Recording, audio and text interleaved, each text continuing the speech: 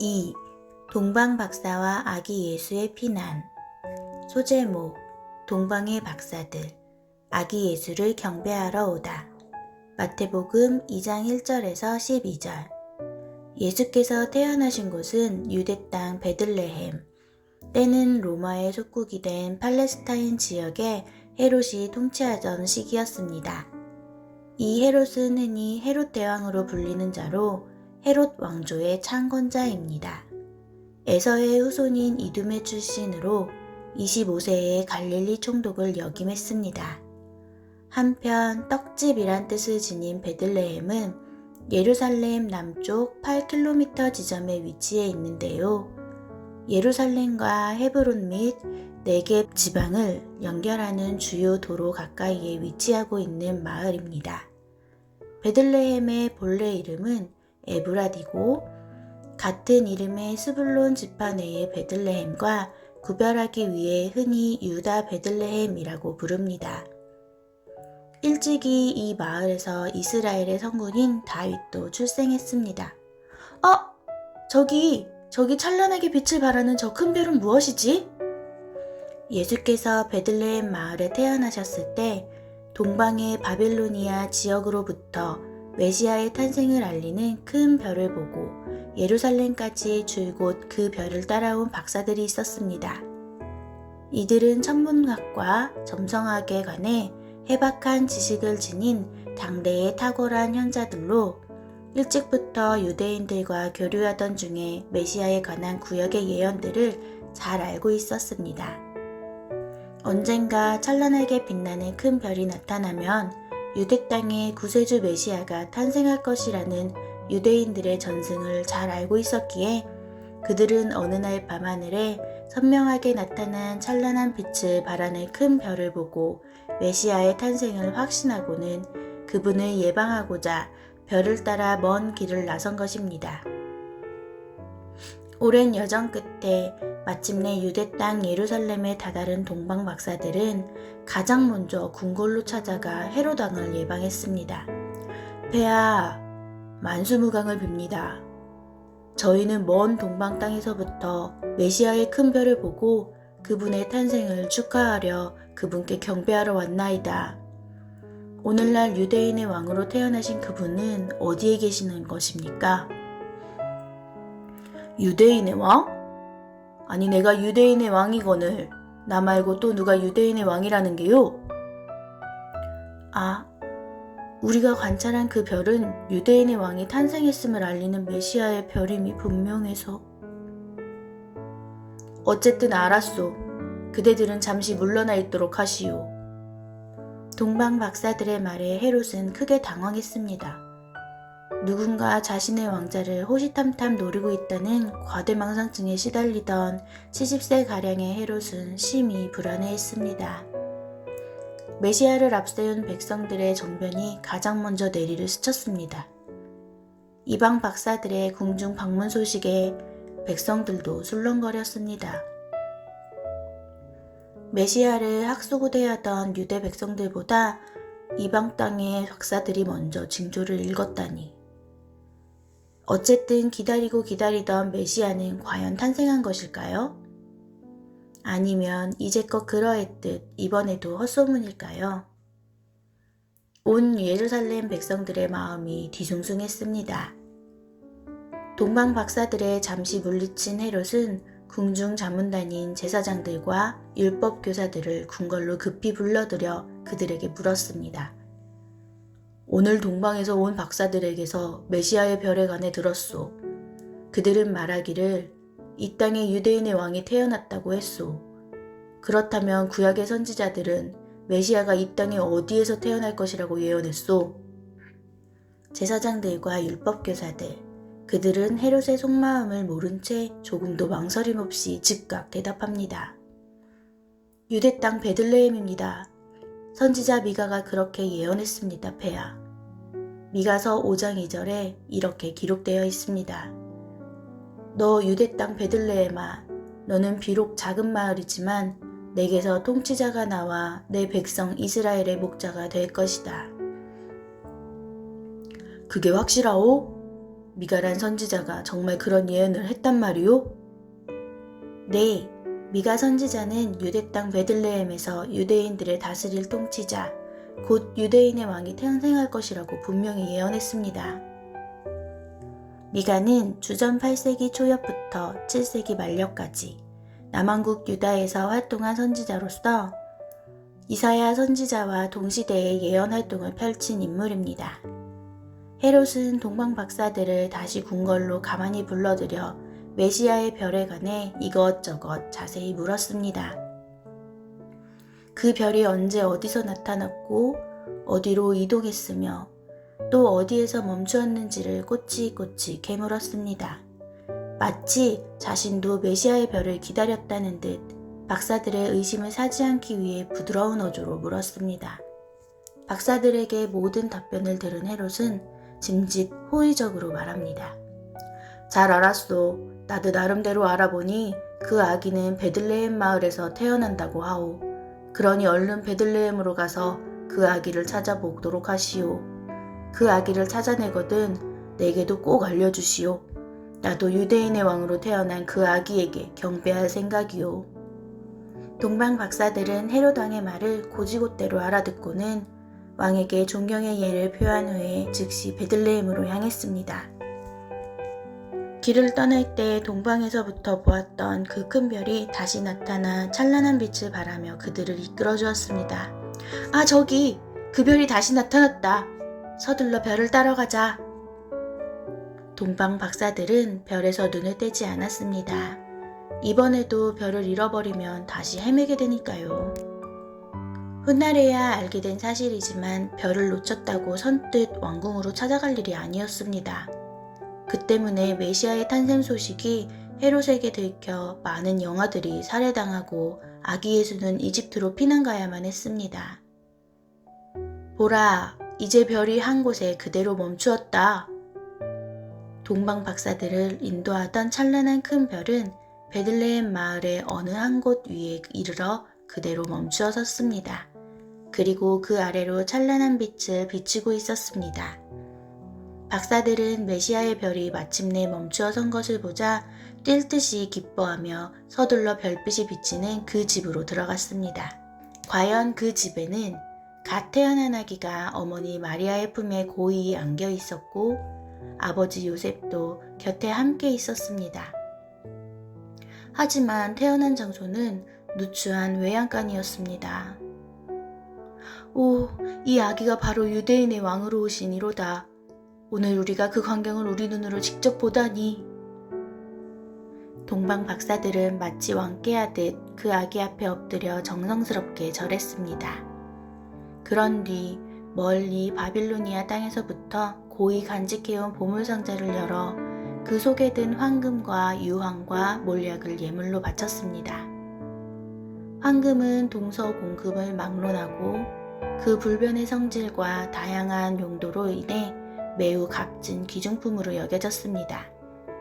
유향은 주로 아라비아 지방에서 자라는 보스웰리아라는 나무의 껍질에 깊은 칼집을 내어 그 속에서 흐르는 진을 추출한 것으로 반질반질하고 향내나는 흰색이 값비싼 향료입니다. 그리고 몰약은 에티오피아, 아라비아 지방 등지에서 자라는 콤비포라 머라라는 나무에서 추출된 것으로 주로 방부제나 마취제로 사용되는 좋은 향을 지닌 값비싼 물품입니다. 그날 밤 동방 박사들은 꿈속에서 천사를 지시를 받았습니다. 너희는 헤롯에게로 돌아가지 말고 너희의 나라로 곧장 돌아가도록 하여라. 헤롯에게로 돌아가 아기 예수의 탄생 장소를 알려주지 말고 곧장 고국으로 돌아가라는 지시였습니다. 박사들은 천사의 지시에 따라 예루살렘 궁궐에 들르지 않고 다른 우회로 통해 자기들의 나라로 돌아갔습니다. 소제목, 예수님의 가족이 이집트로 피신하다. 마태복음 2장 13절에서 18절. 동방 박사들이 그들의 나라로 돌아간 후 앞서 요셉의 꿈에 나타났던 하나님의 천사가 다시 요셉의 꿈속에 나타나 말합니다. 요셉아, 헤롯 왕이 아기를 죽이려 한다. 그러니 너는 어서 일어나 아기와 아내를 데리고 이집트로 피신하여라. 그리고 내가 다시 돌아오라 지시할 때까지 그곳에서 계속 머물러 있도록 하여라. 어서 서둘러라. 요셉은 그 밤에 즉시 일어나 마리아와 아기 예수를 데리고 베들레헴을 벗어나 이집트 땅으로 급히 피신했습니다. 베들레헴에서 이집트의 변경까지는 대략 120km나 되는 먼 길이었습니다. 당시 이집트도 로마 제국의 식민지였지만 헤롯 왕의 통치가 미치지 않았습니다. 당시 이집트 땅에는 100만 명에 달하는 유대인들이 여기저기 마을을 형성하며 살고 있었습니다. 그러했기에 요셉 가족에겐 아주 생소하고 낯선 피난지는 아니었던 것입니다. 이집트로 내려간 요셉 가족은 헤롯 왕이 죽을 때까지 그곳에서 살다가 그가 죽은 후에야 유대 땅으로 돌아왔습니다. 그리하여 구약시대의 선지자 호세아의 예언이 성취되었습니다. 내가 이집트에서 내 아들을 불러내었노라. 소제목 헤롯 왕이 베들레헴과 그 인근의 아기들을 모조리 죽이다. 마태복음 2장 16절에서 18절. 동방 박사들이 떠나버린 것을 알게 된 헤롯. 그는 속았다는 사실에 얼굴이 불그락 길길이 날뛰며 격분했습니다. 박사들에게 속은 줄도 모르고 이제나 저제나 그들을 기다렸던 자신이 바보같이 생각되어 화가 치밀었습니다. 헤롯은 박사들이 메시아의 별을 알아냈던 시간을 기준으로 이리저리 따져보아 자신의 군사들을 즉시 베들레헴과 그 인근의 마을들로 보내며 엄히 명합니다. 너희는 베들레헴과 그 인근 마을을 샅샅이 뒤져 2살 이하의 사내 아이들이 발견되면 모조리 죽여라. 단 한 명도 예외를 두지 마라. 오늘날에는 상상조차 할 수 없지만 고대 군주 전제주의 폭군 치하에서는 얼마든지 가능한 일이었습니다. 그리하여 끔찍한 대학살극이 벌어졌습니다. 예루살렘에서 베들레헴까지의 거리는 대략 8km 정도. 헤롯의 군사들은 집집마다 뒤졌고 오두막까지 일일이 수색하여 사내 아기들을 찾아내 죽였습니다. 여기저기 곳곳에서 울부짖는 소리가 들렸습니다. 아이를 잃고 목 놓아 울부짖는 부모들의 통곡 소리가 하늘에 사무쳤습니다. 권력의 눈먼 폭군 헤롯의 광분에 애먼 아기들이 죽어갔습니다. 아, 슬프다. 하지만 이 일도 일찍이 하나님께서 예레미야 선지자를 통해 예고하신 일이었습니다. 보라, 라마에서 크게 통곡하는 소리가 들려오는구나. 귀 기울여 들어보니 라헬이 자기 자식들을 잃고 목 놓아 슬피 울부짖는 소리구나.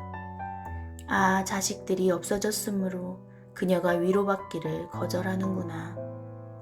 예레미야 선지자의 이 예언은 옛적 라마에서 아이를 출산하는 도중에 죽은 야곱의 아내 라헬이 자신의 무덤에서 바빌로니아 땅에 포로로 끌려가기 위해 그곳에 집결한 이스라엘 백성들을 바라보며 마치 제 자식들을 잃어버린 심정으로 통곡한다는 사실을 문학적으로 묘사한 말입니다.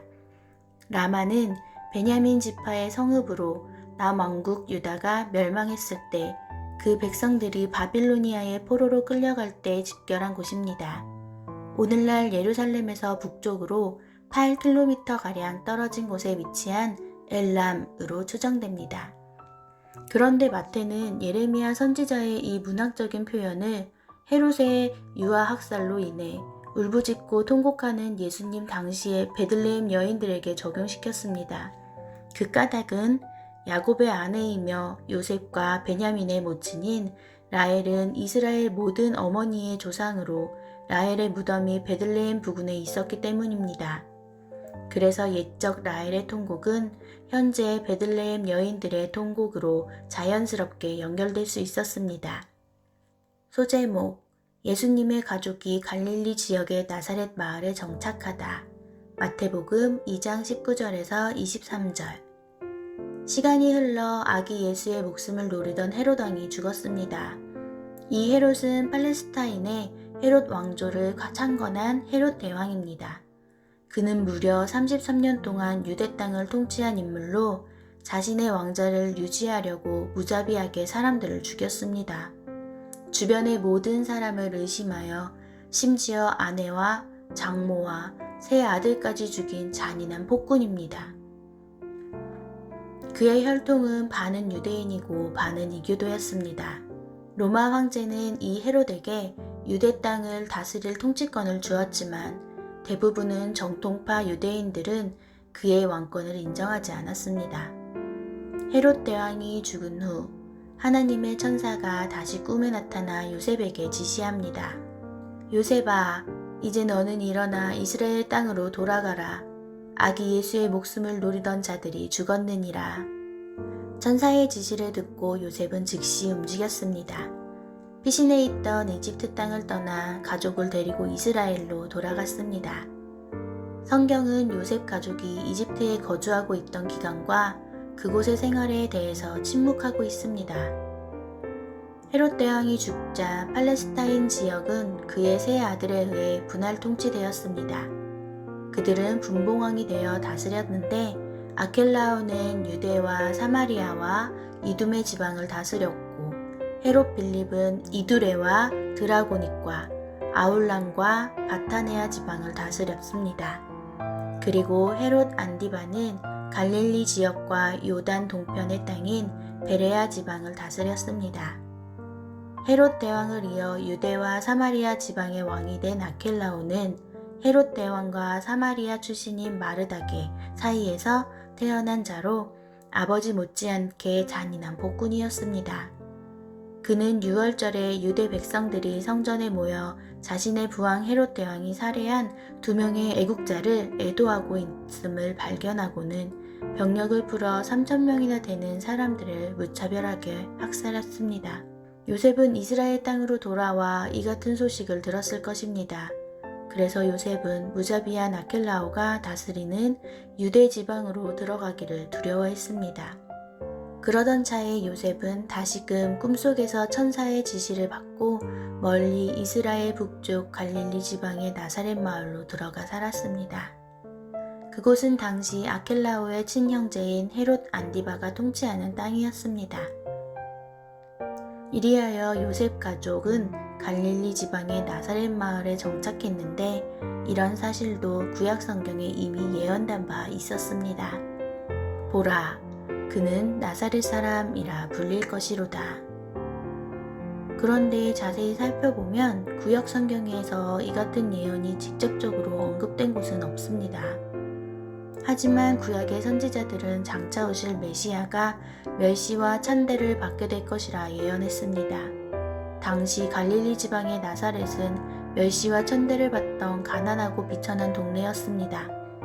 그래서 나사렛 사람이란 말은 흔히 촌뜨기라는 말로써 하층의 백성을 일컫는 경멸적인 용어였습니다.